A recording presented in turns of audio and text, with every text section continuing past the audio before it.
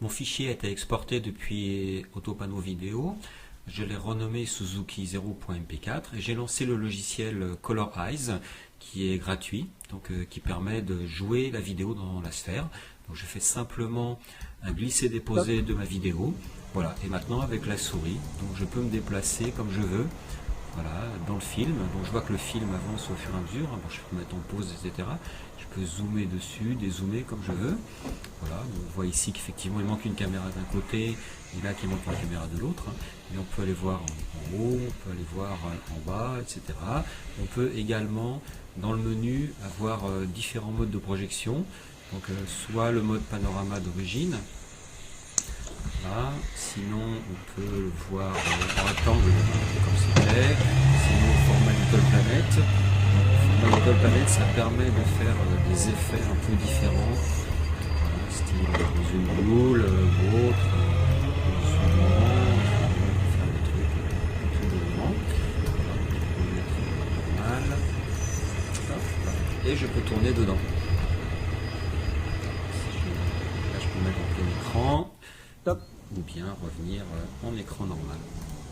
Voilà, donc ça c'est la première façon de regarder son film.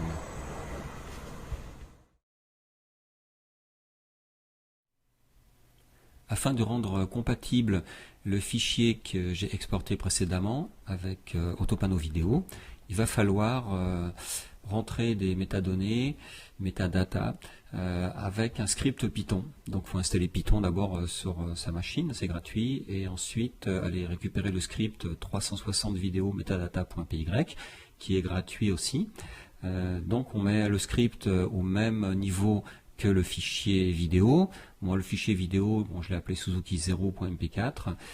Voilà, donc j'ouvre une fenêtre sur le terminal, et là je vais donc d'abord me positionner dans le dossier dans lequel se trouve ma vidéo et mon script. Donc je fais cd espace, je glisse le dossier dessus. Voilà, return, ok. Donc là je suis bien dans le dossier export YouTube. Et maintenant, donc tout à l'heure j'ai fait un copier, donc je fais un coller de la commande Python, donc espace, le script, -i, et puis donc Suzuki 0.mp4 que je vais créer un Suzuki.mp4 tout simplement. J'appuie sur la commande retour. Voilà, donc c'est très rapide et je vois que j'ai un nouveau fichier qui vient de se créer. Ce fichier-là, Suzuki.mp4, et ben je vais me loger sur YouTube. Si j'ai pas un compte, il faut en créer un. Et puis voilà, ça va demander en fonction de la vidéo, entre pas longtemps et très longtemps pour uploader le fichier. Et ensuite, on pourra le regarder. Alors attention, sur Mac, sur Safari, on ne pourra pas voir dans YouTube parce que c'est pas compatible avec le lecteur sur la sphère. Donc moi j'utilise Google Chrome pour que ce soit compatible. Voilà. Donc on a vu Color Eyes tout à l'heure pour regarder sur l'ordinateur, et là on peut donc partager sa vidéo. On peut aussi sur le site de Color Eyes exporter sa vidéo de manière à ce que tous les gens la voient plutôt que d'aller sur YouTube. Voilà, ça c'est la deuxième possibilité. Et donc on va voir une troisième possibilité qui est pour modifier la vidéo afin de la regarder sur un smartphone ou sur une tablette.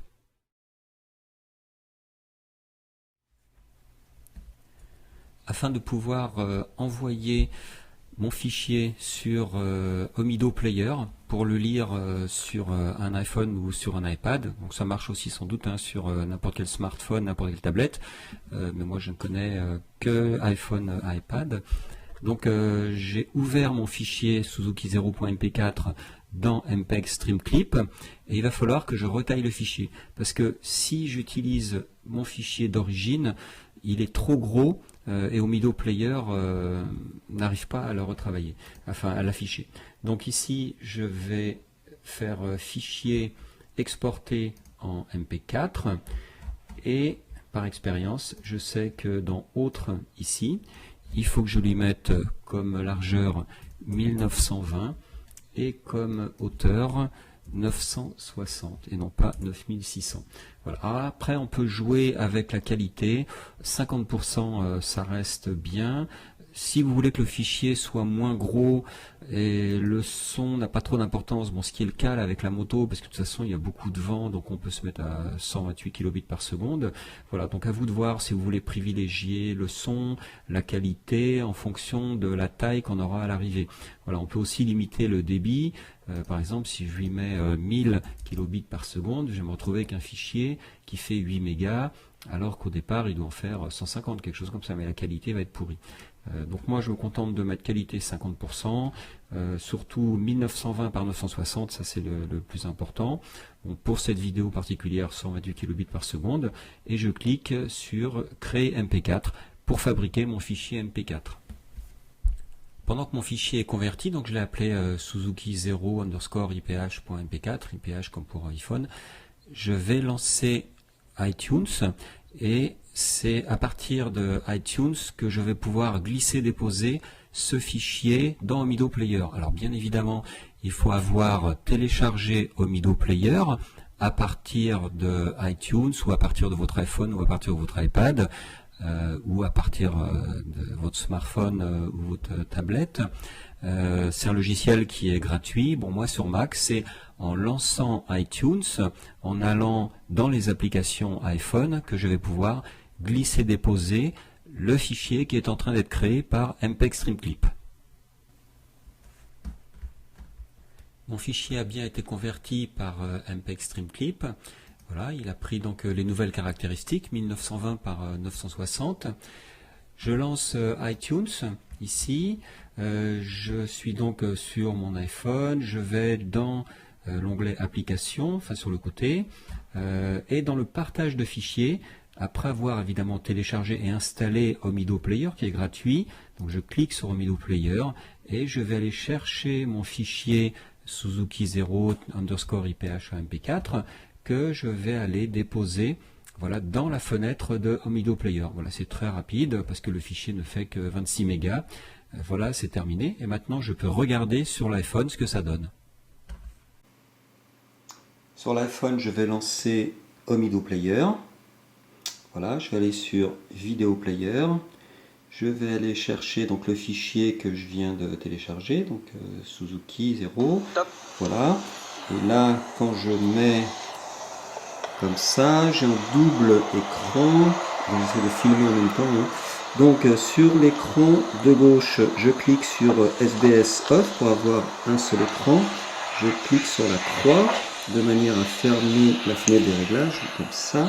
Voilà, et donc là, quand je regarde l'iPhone, si je monte, je vois en haut, si je me tourne, je vois sur le côté. Voilà, j'essaie de rester bien cadré. Voilà, si je me baisse, je vois là-bas. Voilà, c'est vraiment, moi je trouve ça super. Voilà, donc là, petite erreur du fait qu'il manque effectivement une caméra. Voilà. Et après on peut pincer pour zoomer, dézoomer, comme on fait d'habitude.